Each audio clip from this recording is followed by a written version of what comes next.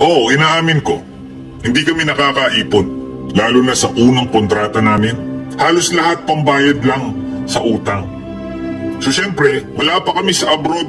May utang na kaming iniiwan o iiwanan sa Pilipinas. Hindi lang yun.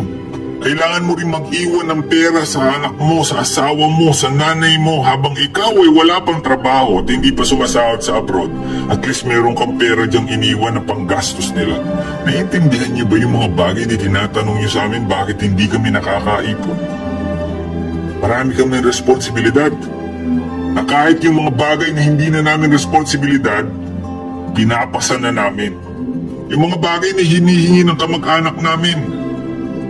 Kapag hindi kami nagbigay, masama na kami. Oo, hindi kami nakakaipon.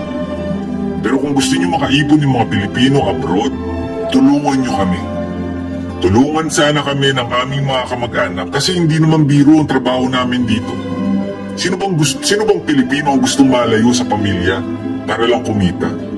Alam niyo ba yung pinapasan namin dito? Alam niyo ba yung homesickness namin dito? Alam niyo ba yung mga gutom kami dito na pagdating sa bahay, hinahanap-hanap namin yung pamilya namin maghahain sa aming pagkain pero wala.